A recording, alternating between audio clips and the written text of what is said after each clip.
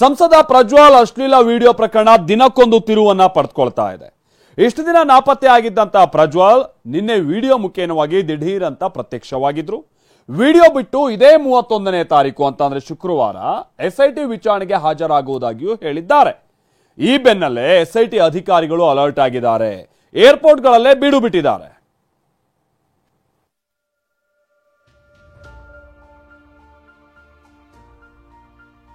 ನಾನೇ ಖುದ್ದಾಗಿ ಎಸ್ಐಟಿ ಮುಂದೆ ಬಂದು ಕಾನೂನನ್ನ ಇದರಿಂದ ತಪ್ಪಿಸ್ಕೊಳ್ಳೋದಕ್ಕೆ ಯಾರಿಂದನೂ ಸಾಧ್ಯ ಇಲ್ಲ.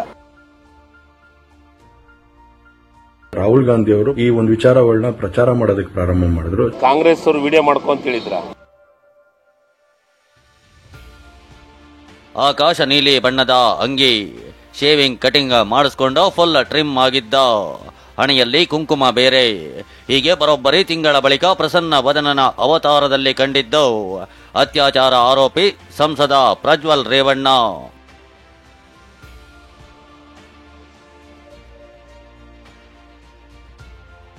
ಭಯದಿಂದಲೇ ವಿಡಿಯೋ ಮಾಡಿಬಿಟ್ಟ ಪ್ರಜ್ವಲ್ ಸಂಸದನ ಕೇಲ್ ಖತಂ.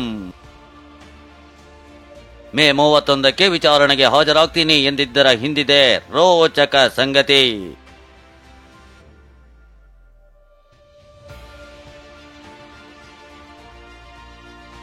ಇದೆರಡು ದೃಶ್ಯಗಳನ್ನ ಗಮನಿಸಿ.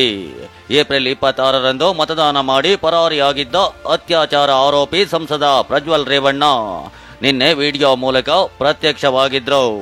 ಹೀಗೆ ಬಂದವರೇ ಎಲ್ಲರ ಕ್ಷಮೆ ಕೇಳಿ ಎಸ್ಐಟಿ ವಿಚಾರಣೆಗೆ ಹಾಜರಾಗ್ತೀನಿ, ಮೇ 31ಕ್ಕೆ ಬರ್ತೀನಿ ಅಂತ ಹೇಳಿಕೊಂಡಿದ್ರು.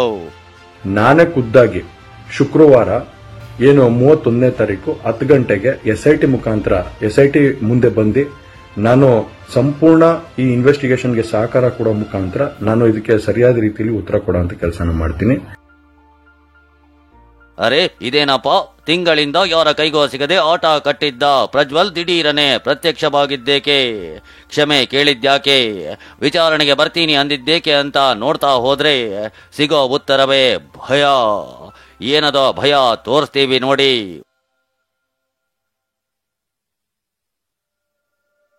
ಸಂಸದ ಸ್ಥಾನದ ಅವಧಿ ಅಂತ್ಯ, ಪಾಸ್ಪೋರ್ಟ್ ರದ್ದು ಭೀತಿ.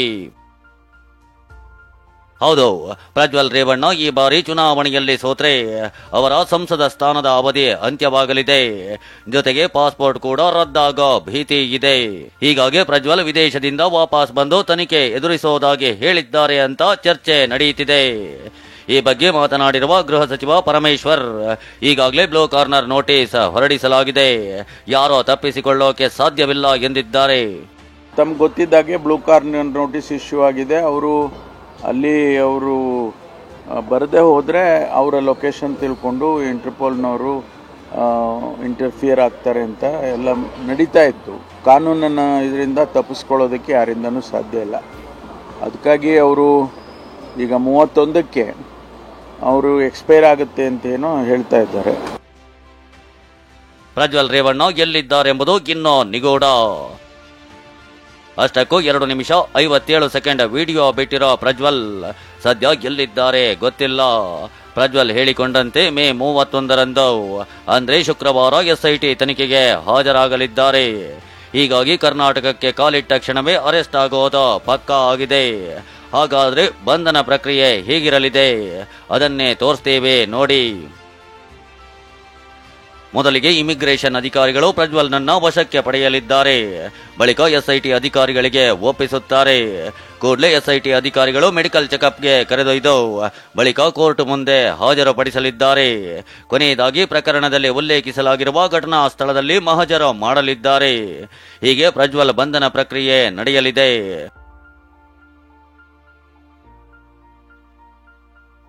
ಪ್ರಜ್ವಲ್ ಆರೋಪಕ್ಕೆ ಶಿವರಾಜ್ ತಂಗಡಗಿ ತಿರುಗೇಟು.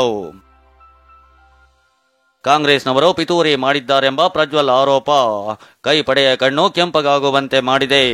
ಇದಕ್ಕೆ ತಿರುಗೇಟು ಕೊಟ್ಟ ಸಚಿವ ಶಿವರಾಜ್ ತಂಗಡಗಿ, ವಿಡಿಯೋ ಮಾಡೋಕೆ ನಾವು ಹೇಳಿದ್ವಾ ಅಂತ ಪ್ರಶ್ನಿಸಿದ್ದಾರೆ. ಕಾಂಗ್ರೆಸ್ನ ಹಿರಿಯ ನಾಯಕರಾದಂಥ ರಾಹುಲ್ ಗಾಂಧಿ ಅವರು ಮತ್ತು ಹಾಗೂ ಎಲ್ಲ ಹಿರಿಯ ನಾಯಕರುಗಳು ಏನು ಓಪನ್ ವೇದಿಕೆಗಳಲ್ಲಿ ಈ ಒಂದು ವಿಚಾರಗಳನ್ನ ಪ್ರಚಾರ ಮಾಡೋದಕ್ಕೆ ಪ್ರಾರಂಭ ಮಾಡಿದ್ರು, ಚರ್ಚೆ ಮಾಡೋದಕ್ಕೆ ಪ್ರಾರಂಭ ಮಾಡಿದ್ರು, ಒಂದು ರಾಜಕೀಯದ ಪಿತೂರಿ ಮಾಡೋ ಅಂತ ಕೆಲಸನ ಮಾಡಿದ್ರು. ಕಾಂಗ್ರೆಸ್ ಅವರು ವಿಡಿಯೋ ಮಾಡ್ಕೊಂತ ಹೇಳಿದ್ರ, ಕಾಂಗ್ರೆಸ್ ಅವರು ವಿಡಿಯೋ ಮಾಡ್ಕೊಂತ ಹೇಳಿದ್ರ, ಅದಕ್ಕೆ ಈಗಾಗಲೇ SIT ನೇಮಕ ಮಾಡಿದ್ದೀವಿ, ಅದಕ್ಕೆ ಬಂದು ಉತ್ತರ ಕೊಡ್ಲಿಕ್ಕೆ. ಇನ್ನು ಪ್ರಜ್ವಲ್ ವಾಪಸ್ ಬರ್ತಾ ಇದ್ದಂತೆ ತಂದೆ ರೇವಣ್ಣ ಕೂಡ ಕಾನೂನು ಹೋರಾಟಕ್ಕೆ ಪ್ಲಾನ್ ಮಾಡಿದ್ದಾರೆ.